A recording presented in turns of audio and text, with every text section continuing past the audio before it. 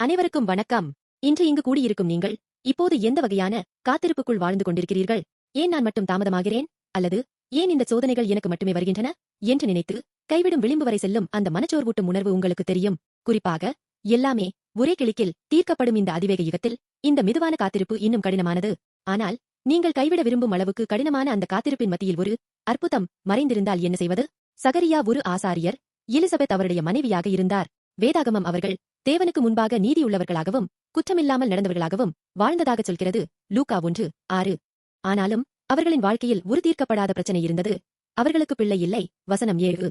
பண்டைய சமூகத்தில் பிள்ளை இல்லாதது வெறும் துரதிர்ஷ்டம் மட்டுமல்ல, அது கடவுளின் ஆசீர்வாதத்தை பெறாதது போன்ற ஒரு அவமானமாக கருதப்பட்டது.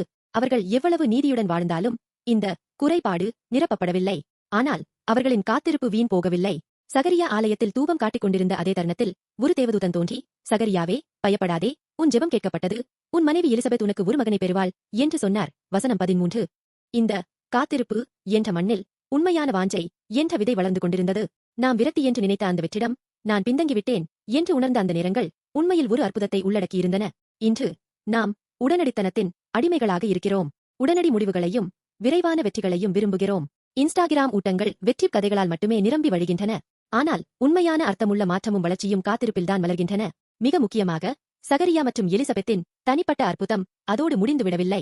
அவர்கள் பெற்ற மகன் யோவான் ஸ்நானகன் மேசியாவாகிய இயேசு கிறிஸ்துவின் வழியை ஆயத்தப்படுத்திய முன்னோடியாக ஆனார். வெற்றியிடம் என்று நாம் உணர்ந்த மலட்டுத்தன்மை, தாமதமான கனவுகள், நிறைவேறாத உறவுகளின் வெறுமை, இந்த காத்திருப்பு அனைத்தும் தனிப்பட்ட துரதிர்ஷ்டம் மட்டுமல்ல, மாறாக கடவுளின் பெரிய திட்டத்தின், அதாவது இயேசு கிறிஸ்துவின் வருகைக்கு இட்டுச் செல்லும் ஒரு அற்புதமான இரட்சிப்பின் நாடகத்தின் ஒரு பகுதியாகும். நண்பர்களே, இந்த கிறிஸ்துமஸில் நீண்ட காலமாக எதிர்பார்க்கப்பட்ட இரட்சகர் இறுதியாக இந்த பூமிக்கு வந்துள்ளார் என்பதை நினைவில் கொள்ளுங்கள். இயேசு நம்முடைய பாவங்கள் மற்றும் துன்பங்களுக்காக சிலுவையில் மரித்து உயிர்த்தெழுந்தார். நமக்கு நித்திய சமாதானத்தையும் நம்பிக்கையையும் அளித்தார். நம்முடைய சிறிய ஜெபங்கள் அவருடைய பெரிய செயலில் அர்த்தம் பெறுகின்றன.